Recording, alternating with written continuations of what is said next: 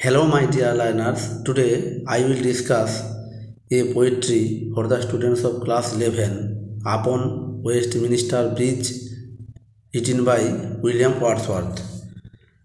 William Wordsworth. He was born in 1770 and he died in 1850. আমরা জানি William Wordsworth একজন romantic poet. তিনি 1770 খ্রিস্টাব্দে জন্মগ্রহণ করেছিলেন। 1850 খ্রিস্টাব্দে তার মৃত্যু হয়। William Wordsworth was one of the pioneers of the English romantic movement. English romantic মুভমেন্টের পথ প্রদর্শকদের মধ্যে একজন ছিলেন William Wordsworth. Some of his noted works, তার উল্লেখযোগ্য কয়েকটি কাজের মধ্যে অন্তর্ভুক্ত আছে lines composed a few lines above Tintern Abbey, ode on the intimations of immortality, prelude. এগুলো তার লেখা বিখ্যাত বা উল্লেখযোগ্য কাজ। দ্য পোয়েট ইজ টাচড, কবিকে স্পর্শ করে, by the untended beauty of the morning, সকালের অকৃত্রিম সৌন্দর্য, over the city of London, London শহরের, অর্থাৎ লন্ডন শহরের সকালের অকৃত্রিম সৌন্দর্য কবিকে মুগ্ধ করে বা কবির হৃদয়কে স্পর্শ করে। ইন হিজ পোয়েম, তাঁর কবিতায় ওয়ার্ডসওয়ার্থ ডিসক্রাইবস, ওয়ার্ডসওয়ার্থ বর্ণনা করেছেন the pure and peaceful beauty of his city, তাঁর শহরের বিশুদ্ধ এবং শান্তিপূর্ণ সৌন্দর্য। বিফোর দ্য বাসেল অ্যান্ড হারি of the day have started, শহরের ব্যস্ততা ও কোলাহল শুরু হওয়ার পূর্বের যে শান্তি ও বিশুদ্ধ সৌন্দর্য তিনি বর্ণনা করেছেন। দ্য পোয়েট ইজ মুভড, কবিকে নাড়া দেয়, by the somnolent beauty of the morning, সকালের নিস্তেজ সৌন্দর্য কবিকে নাড়া দেয়। That works the city in tranquillity, যেটা ঢেকে রাখে শহরকে প্রশান্তিতে। কবিতাটি এবার শুরু করছি, প্লিজ আমার সঙ্গে থেকো। Earth has not anything to show more fair, পৃথিবীর এর থেকে ভালো আর কিছু দেখানোর নেই। Dull would he be of soul, মনের দিক থেকে বা আত্মার দিক থেকে সে বোকা বা নির্বোধ। Who could pass by a sight, যে একটা দৃশ্যের পাশ দিয়ে চলে যায়।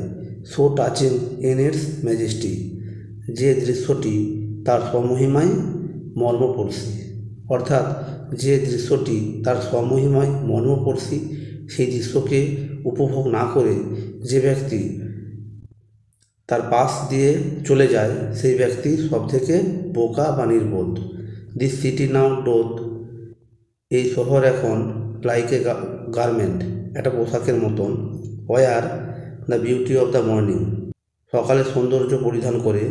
সাইলেন্ট বেয়ার, নীরব উন্মুক্ত। এখানে দ্য পোয়েট উইলিয়াম ওয়ার্ডসওয়ার্থ সকালের সৌন্দর্যকে গার্মেন্ট অর্থাৎ পোশাকের সঙ্গে তুলনা করেছেন। কারণ সাধারণত আমরা যে পোশাকটা আজকে পরি, আগামীকাল সেই পোশাকটা পরি না, অন্য একটা পোশাক পরিধান করি। কেন? পোশাকের উপরে আমাদের সৌন্দর্য অনেকটা নির্ভর করে। এখানে কবি সেই ব্যাপারটাকেই তুলে ধরতে চেয়েছেন যে শহরের সৌন্দর্য যা তিনি আজকে দেখতে পাচ্ছেন সেটা হয়তো আগামীকাল আর দেখা যাবে না। সেই জন্য তিনি এই শহরের সৌন্দর্যকে পোশাকের সঙ্গে তুলনা করেছেন। Ships, towers, domes, theatre and temples lie, জাহাজ, টাওয়ার, গম্বুজ, নাট্যশালা আর মন্দির, lie open unto the fields and to the sky, সুদূর প্রান্ত থেকে আকাশ পর্যন্ত বিস্তৃত। অল ব্রাইট, সব কিছু উজ্জ্বল দেখাচ্ছে। অ্যান্ড গ্লিটারিং, চকচক করছে। ইন দ্য স্মোকলেস এয়ার, ধোঁয়াহীন বাতাসের মধ্যে। ভোরের বেলা এনভায়রনমেন্ট যে পলিউশন ফ্রি থাকে সেটাকে বোঝানোর জন্যই তিনি এখানে স্মোকলেস এয়ার এই কথাটা ব্যবহার করেছেন। Never did sun more beautifully steep, সূর্যকে এর আগে এত সুন্দরভাবে কিরণ দিতে দেখা যায়নি। ইন হিজ ফার্স্ট স্প্লেন্ডার, তার প্রথম দূতিতে। ভ্যালি, রক অর হিল, উপত্যকা, শিলা অথবা পাহাড়। নেভার স আই, কখনোই আমি দেখিনি।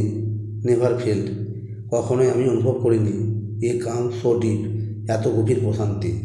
অর্থাৎ ওয়েস্টমিনিস্টার ব্রিজের উপর থেকে যখন সূর্যের প্রথম রশ্মি কিরণ দেয় তখন তার প্রথম দুটিতে ভ্যালি, রক, হিল ইত্যাদিকে তিনি দেখেছেন এবং গভীরভাবে অনুভব করেছেন, গভীর প্রশান্তি অনুভব করেছেন, যা তিনি এর আগে কখনো দেখেননি বা এত গভীর প্রশান্তি অনুভব করেননি।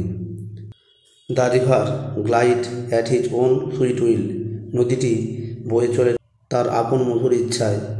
ডিয়ার গড, ওহে প্রভু, অর্থাৎ এমন একটা সুন্দর দৃশ্য দেখতে পাওয়ার জন্য তিনি ঈশ্বরের প্রতি কৃতজ্ঞতা বশত বলেছেন, ওহে প্রভু, the very houses seem asleep,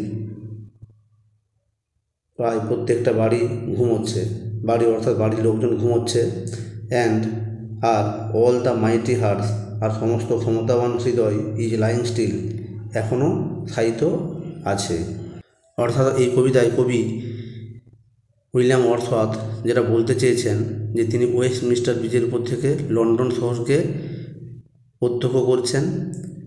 সেই ওয়েস্টমিনিস্টার ব্রিজের উপর দাঁড়িয়ে সূর্যকে তিনি যেভাবে কিরণ দিতে দেখলেন, এরকম সৌন্দর্য তিনি এর আগে কখনো দেখেননি এবং এত গভীর মানসিক প্রশান্তি তিনি কখনো অনুভব করেননি। অর্থাৎ ভোরের বেলায় লন্ডন শহরের প্রাকৃতিক সৌন্দর্য তাঁকে যে মুগ্ধ করেছিল তা তিনি এই কবিতার মাধ্যমে প্রকাশ করেছেন। এবার রাইমিং স্কিমগুলো আমরা দেখব। এটা একটা সনেট, আমরা জানি অক্টেভ আর সেস্টেট, এই 8, 6, 14 লাইনের মধ্যে লেখা, এখানে 14টা লাইন আছে। এবার এই 14টা লাইনের যে রাইমিং স্কিমগুলো আছে সেটা এবার দেখব। Fair, A, by, B, majesty, B, wear, ফেয়ারের সঙ্গে ওয়ার, আবার এ, অর্থাৎ A, B, B, A, bare, A, lie, by, majesty সঙ্গে লাই অর্থাৎ বি, স্কাই, আবার বি, এয়ার, এ। তাহলে প্রথম যে এক অক্টেভ অর্থাৎ অষ্টক, A, B, B, A, A, B, B, A, এইভাবে বিভক্ত। বাকি 6 লাইন আমরা দেখব। Steep, C, hill, D, deep, E, আবার হিলের সঙ্গে will, D, steep asleep, C, উইলের সঙ্গে স্টিল, ডি। অর্থাৎ সেস্টেট হলো CDE, DCE। এটা একটা পেতার্চিয়ান সনেটের রাইমিং স্কিম, সেটা ফলো করেছে। যাই হোক, আজকের ভিডিওটা আশা করি ভালো লেগেছে। যদি আমার এই ভিডিও ভালো লাগে তবে অবশ্যই আমার এই চ্যানেলটিকে লাইক, কমেন্ট এবং সাবস্ক্রাইব করতে ভুলবে না। এই ধরনের ডিসকাশন নিয়ে আমি আবার অন্য কোনো ভিডিওতে হাজির হব। সবাই ভালো থেকো এবং নিজেদের প্রিপারেশান চালিয়ে যাও। যদি কোনো জায়গায় বুঝতে অসুবিধা হয় কমেন্ট করে জানিও। ওকে, টাটা, বাই বাই।